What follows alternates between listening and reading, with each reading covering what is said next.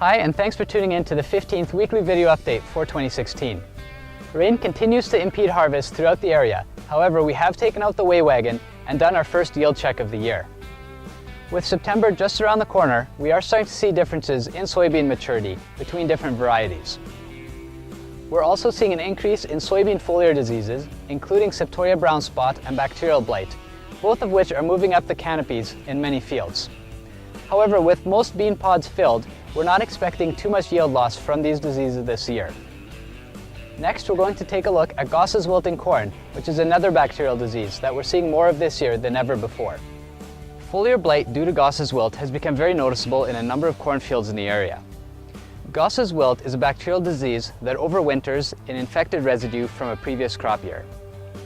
While an earlier season systemic wilt phase is possible, the later season foliar blight is much more common in our area.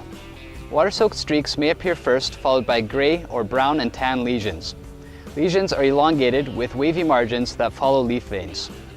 The foliar lesions may progress to foliar blighting, killing large amounts of the canopy and predisposing plants to stalk rot, like you can see behind me here.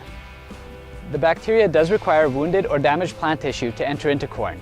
For this reason, Gosss Wilt is most often found in fields that have been previously damaged by heavy winds, rain, hail, or along roadways where road debris and dust sandblast the plants and allow infection sites to occur. Yield loss due to Gosss Wilt can range anywhere from negligible up to 50% if an entire field has been infected quite early on in the growing season. When evaluating potential damage on your own cornfields, it's important to look at how much of the overall area has been affected by Gosss Wilt, as it's often found in specific pockets while the rest of the field remains relatively unscathed. Here we see a plant that's been infected by Gosses early on in the season. We can see yield loss due to tipping back, kernel abortion, as well as an overall decrease in kernel size because of reduced plant health and a decrease in nutrients available to fill those kernels.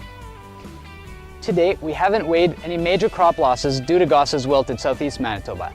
However, it's important to keep this disease in mind when selecting hybrids, as this is the most important factor that will help decrease the amount of damage due to Gosss Wilt, especially on fields that have been back-to-back corn. Grain hybrids, including 39 V05 and 39 V09 Acre Max, have excellent resistance to the disease. Effectively managing infected crop residue after harvest is also important in terms of managing Gosss Wilt.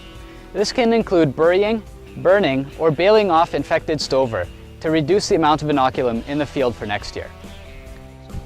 As a reminder, the first of our 2016 plot tours starts August the 30th, right here in this soybean plot, 2 miles south of Kleefeld, Manitoba.